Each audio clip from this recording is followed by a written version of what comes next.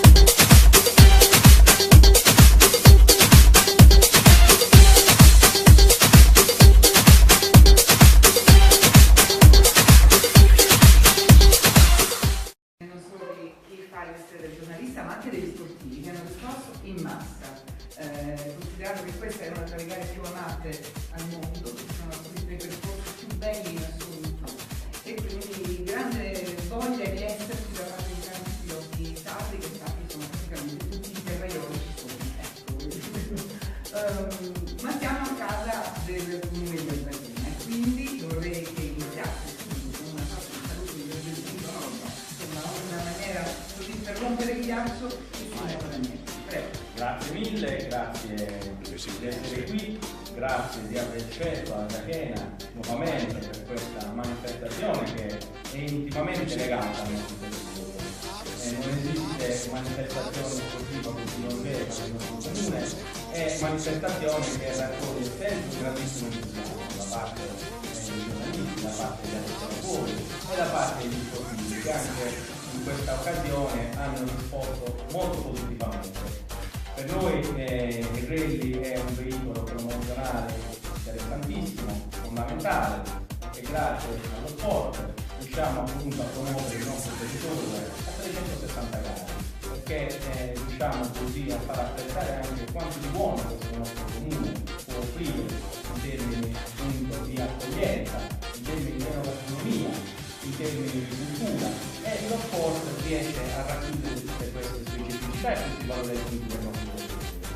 In particolar modo poi un ringraziamento agli uffici, perché è sempre stata molto attaccata appunto al nostro territorio, l'ha dimostrato nel corso degli anni, e riesce anche a portare avanti delle iniziative sociali che rappresentano quel valore aggiunto, quella ciliegina sulla torta che ogni manifestazione sportiva dovrebbe portare con sé. Tanta gente, comprendo un territorio che è unico, credo che nessun'altra area del mondo possa riuscire come una casa.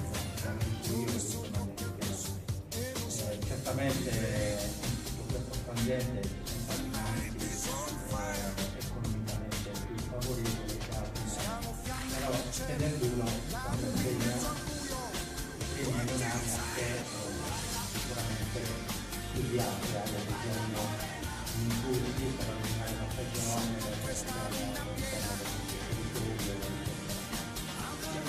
sincero, a me era piaciuto tantissimo a